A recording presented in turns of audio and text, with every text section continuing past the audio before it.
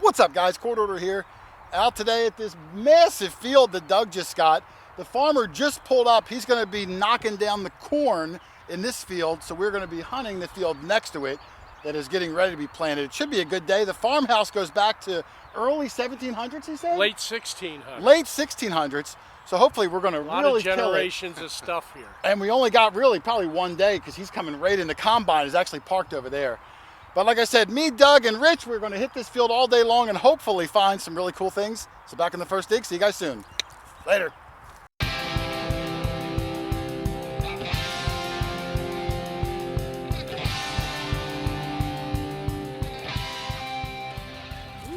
All right, it's been a tough start so far. There's a lot of can slaw around that's been chewed up by the plow, but I got a good signal right here. Listen to this one, Dougie. It's much higher now in the ground. It was a 41. It was only about maybe 2 or 3 inches down. I pulled it out, and I didn't know what it was. I thought it was a token at first, Doug. Yeah. So I had to rub it with Rich. I had to rub it with Rich. That's not a good saying. And yeah, it's a Canadian. It's a new show, rubbing it with Rich. Rub it with Rich. And I'm not even orienting it right. There it is right there. Yeah. And I think the year is 1960. It looked like 1900 to me, but Rich said 1960. And it was hit by the mower. Oh, wow. So it's bent. The plow or...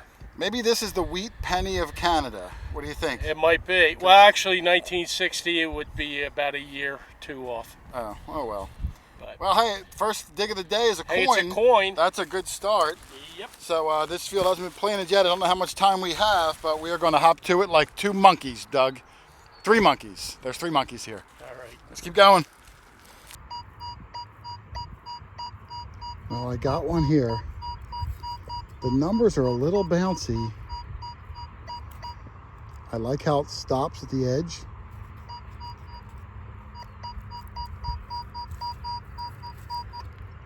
It's small and crisp edges. We're gonna take a shot. This could be something good. This one was a weird signal because it was coming up really high. You can see like up in the 50s. And I dug down and maybe there's more trash below it, but I got a coin and I got to look at it already before I dropped it again. I think it was an Indian. Yeah, I could see some of the headdress right there. So I'm going to clean it up. I wouldn't be surprised if there was something else in the hole because it's really coming up loud. Yeah, there might be more junk below it. Oh, it's everywhere. But no, I just got lucky. Fished through it. Let me clean it up and get a date off of it. All right, there's my Indian penny, and it's in actually pretty good shape. I think the year on it might be 1908. It could be 1906. It's hard to tell. The last digit is a little bit worn. And if it is a 1908, it could possibly be an S mint mark on the back. So we're going to flip it and take a look. Let's see. The mint mark would be at the bottom, if there is one. And the bottom's kind of dirty. I can't tell. I do not have a 1908 or 1909 S mint mark Indian. Those are 2 of the rarer Indians to find. They didn't make many of them. They were the only 2 Indians made at the San Francisco Mint. Every other Indian penny was made at the Philadelphia Mint. Don't see a mint mark, but I'm not even sure it's an 08. They didn't make the 06s in San Francisco, and like I said, that last digit, can't quite see it. But I'm super stoked to be on the board with at least an Indian penny, especially, like I said, you can hear that other junk in the bottom of the hole. So it's been a challenge to fish out anything cool. I've got a ton of aluminum in my bag, but you got to dig some of those trash signals to get to the good stuff. I'll take it. In the bag she goes. Nice find. All right, Rich and I are starting up this row. The farmer got here. We were talking to him for a little bit. Off to a decent start with a couple of coins. Rich had a memorial penny. I had that Canadian one. I just got this little buckle that was screaming like in the high 40s. I was hoping it was going to be something even cooler, but it's a nice old piece. And as I found it, Rich got something interesting at least. Looks like a little piece off of a gun, like probably like a kid's play cup gun, you know. That would have been the handle right there with that little pattern on it. And back here, I think would have been the hammer. Yeah, it looks like it. Definitely activity around, Rich. That's what we were hoping for. Oh yeah. Like I said, the house goes back to the 1600s. I don't think they had play guns in the 1600s, but Maybe wooden ones, maybe. It may be, but the kids played around here, which is nice. And man, this place is massive. It's a shame we only have it for a day, but let's try to make the most of it. The last gun that I got was actually at Rich's mom's house. That small cap gun. Oh, that Derringer. That's Yeah. right. You found it on the side of the house. Exactly. And that one was complete. Richard's was only a piece, but man, we do love the old kids' toys. And Doug, Yeah. why are you on that fishing pier? I asked you to come up next to me. I'm on deck. Ah, you're on deck. All right. Well, that was great. And the buckle I got was pretty cool. Like I said, it was a good start. You never know what you're going to find. By the way, you said that buckle was screaming? Yeah. What was it screaming? Don't- Take me out of here. It was screaming, keep walking. Yeah. Leave me alone. Let's get back to the video, Dougie. All right. All right, I got a pretty cool one here. This was bouncing a little bit, but in the high 30s or so. And I pulled it out and got this. A spoon in a farm field. That's kind of strange. We find them a lot in houses, but not so much in farm fields. I think it's silver plated. I don't think it's anything precious about this guy. But look at the bowl. The bowl was smushed perfectly flat, which is always kind of a interesting thing because you'd think if the bowl of a spoon did get smushed, it would crack, not just pancake down like that. It's almost like a spatula at this point. But interesting find nonetheless. It might even have an engraving up at the top under that dirt, and not sure. But I'll put it in the bag. I'll clean it up a little bit later and take a look for anything cool on it. But in the bag she goes. Signs of life. That's what we love. All right, Doug, I got myself a little winner here. Oh, good. In the ground, it was coming up a 32. About the same out of the ground. It's very small. There it is, right there. Ooh. It's a little button. And I saw it was puffy. Puffy button. Yeah, I haven't touched it yet. Looks like it's got a shank on it. Yep, I can feel the shank. I only got one hand. This could be a blowhole button, Doug. Look at that. Big for a blowhole. Well, it's the average. No, it's about right. Average size. blow size. Darcy blows. All right, Doug, I only got one hand. I'm going to toothbrush it and see if it's a blowhole or not. And it does have a full shank. Look at that. Very nice. What did you do? Oh, your toothbrush? Yeah, here you go. All right, let me clean this up, Doug, and I'm going to come back in a second. We'll get a good look at it. Okie doke. All right, here's the button that I got cleaned up somewhat. That's not a crack, it's just dirt. You can only clean up so much in the field. And Doug said he thought he saw an image on the front. I don't see an image. I do see some corrosion and some dirt. It's going to need to be cleaned up better, obviously, at home. And like I said, it is a two-piece button. You can see where it was soldered together here.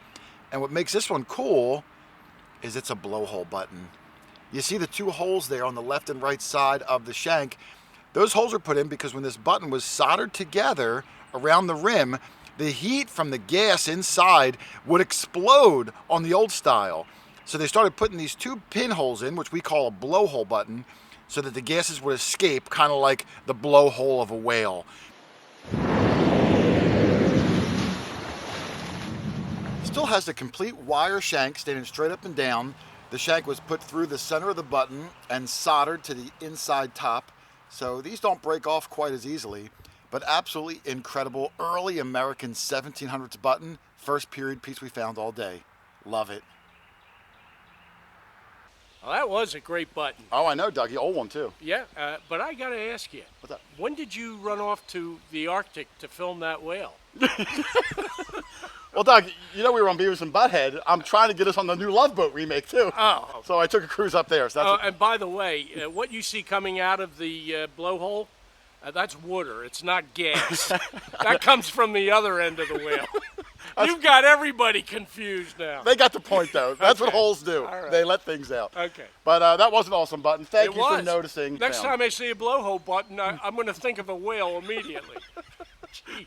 All right, Doug, let's see what else we found. There's some good stuff Yeah, coming. please. Well, it's been a rough day so far. Rich Van Winkle only has that broken gun part, and you know that's pretty rare. Doug's only got a modern quarter so far. I got a bag full of trash, a couple of memorials. I do have the Indian and a button, and now I got, it looks like a Hot Wheels car. A Hot Wheels car with no wheels. A not wheels car. Not a single wheel on it. Look at that. But I can see Hot Wheels in the bottom, and it looks like it's plastic. So it's, I don't know how it's going to be super old. But way out in the farm field, pretty far from the house, which is a couple hundred yards away, still finding old kids' toys. Oh well, still an interesting find. Throw it in the bag, and by that I literally mean throw it in the bag. Well, Dog Tag Doug is on the board. Now at least everyone... With a coin too, no less. And it's a weird one. When he first showed it to me, I thought it was a modern quarter because it's about that size. But it rang up just like a nickel. Yeah, but and I can see like a weird design on the back. And at the very bottom, I think I see the last 2 digits of a date. And it looks like 1 something, like it's maybe 19 teens. And Rich said he saw a 5p. Oh, I see it right there on the top of this side. So maybe it's some sort of an old 5 pence that would be made maybe of nickel because it rang up that low. Yeah. We're going to try to clean it up a little bit and see if we can see what the heck he's got here. But hey, 2 foreign coins on the day. Yeah, we don't find a lot of those. So let's give it a spray down, a brush down, a beat down, and we'll see what we got. Boogie down. All right, there's Doug's coin, and this is a unique one for us, although not very old. You can see at the top, the date is 1986. The back, it flips, I guess, sideways or something. And you can see the 5p at the top, I guess for 5 pence. There's an image of a bull in the middle. I guess it's a 5, like a nickel. And Ireland, I think, was the country of origin, which would explain the harp, I guess, right? Yes, yes. So... well, Doug, it's not super old, but we've never found one before, so chalk it up to uniqueness. I scratched that one off my bucket list. Yeah, so we can finally stop looking for it. So, good job, Dougie. Yeah, that's unique. Well, the farmer just showed up, and he said in that tree line, there's a dump about 20 feet in, an old dump. So Rich walked over, and he's going to explore it, see if it's worth investigating. And I kept detecting and just got this, my second small copper of the day, and I think it's another Indian penny. Yeah, I can see some of the detail on it. There's the 1 cent, the wreath, and the shield. It's been tough today. Have not been finding a lot of signals, so to get any old coin is pretty good. Wouldn't mind a large copper, but I'll take these little ones. So let's clean it up and get a year off it and see if I can beat my last one. All right, I cleaned up Indian number 2, and this one also 1900s. I believe it's 1907. The last one was 1908. The 07 also does not have an S mint mark. So this was only made in Philadelphia. The condition is meh, but I can see what it is at least, which is nice. The back, I was able to see the shield and the 1 cent right away. So I can still see those. I can see the wreath. I've got so much aluminum trash in my bag. I'm just grateful to even get anything that's an actual find. So not bad. 2 Indians on the day for me. 07 and 08. Doug's got his for you, you're fancy. the leader, even though I've got 5p. You've got that 5p. Yeah, come on. Yeah, but I'd rather have 2 Indians. Yeah, well, I'm at the edge of this field, and there's another field beyond it that's also... It's still open to us. So let's go dig some more aluminum in there. All right. Yeah, that was a very nice Indian. I got fortunate, Doug, and got over a couple of good coins where it was a rough day. Yes, it was. I wish I had swung over one now. Thank you. I'm a little perplexed. You said we're catching the bus here? Yeah. The schedule's behind us. I haven't seen a bus since we sat down here. What I heck? was hoping you didn't notice, Doug. I think we're just too cheap. We still travel by bus.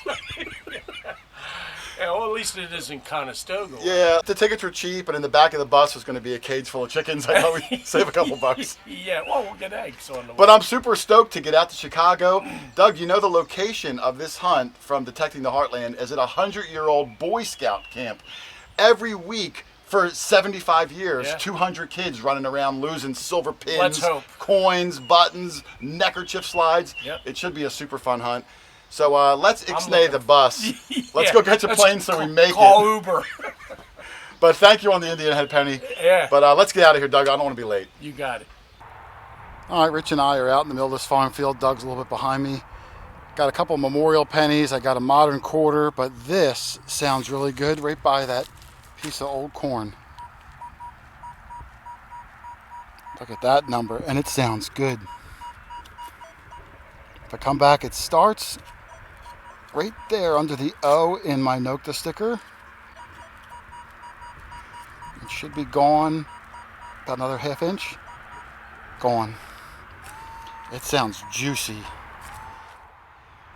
All right, Doug, I am by no means on fire today, No, but I'm having a good day. you're on a slow burn. In this trash, I had a scratchy one here, but it was in the mid 40s. I fished it out. I got this dime, and one wipe, this is how it looked. So I know it's going to be a silver dime. Yepper. It looks like it's 1948. It's got a nice patina on it, Yeah, too. it does. The whole left side of his face from sitting in that dirt for 50 years or so. Yep. But you can see, I mean, silver doesn't rust, doesn't corrode. So it cleans up that nice. I would spray it if it was older, so It's a rosy. You yeah, can rub the heck out don't give of me it. any baloney. I rub it like a genie's gonna come out. Yeah. So not bad, I will take it. A silver coin, Hey. 1948. I don't see a mint mark on it. Maybe that portends for better things upcoming. I don't know. I do love the patina though. Yeah. It's weird. The house going back to the late 1600s. We're lucky to even get, into the early 1900s. It's been a struggle with all the trash. Yeah. So, all right, we'll try around for a little bit more, Doug, and if not, we might move to greener pastures. Alrighty. Well, Doug, I know that place goes back super old, and we were kind of rushed. The farmer was right up our tail, but for the short time we were there, we managed to get a couple of good things, Doug. Yeah. I got a Canadian penny.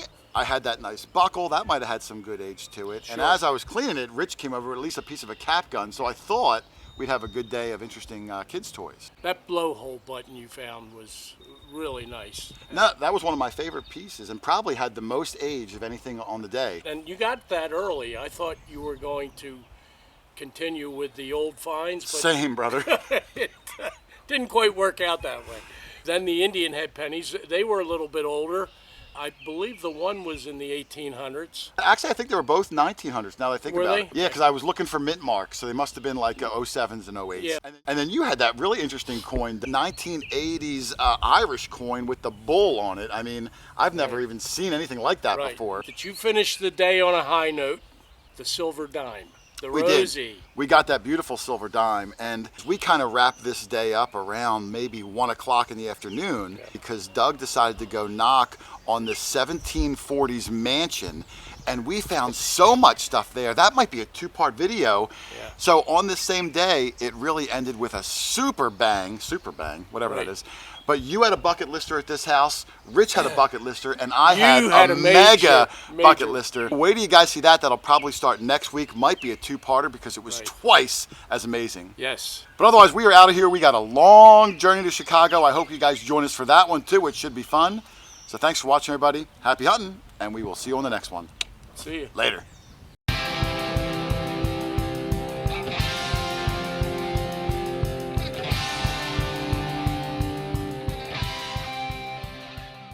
Why are you on that fishing pier? I'm up next. I'm on deck. Take two. But otherwise, we're out of here, guys. We got a long move. Not a move. Are we moving? But otherwise, we're out of here, guys. We got a long traveling day out to Chicago. That's going to be a fun hunt. I hope you join us for that one. And of course, next week for this amazing house. Absolutely. So thanks for watching, everybody. Happy hunting, and we will see you on the next one. Later. See ya.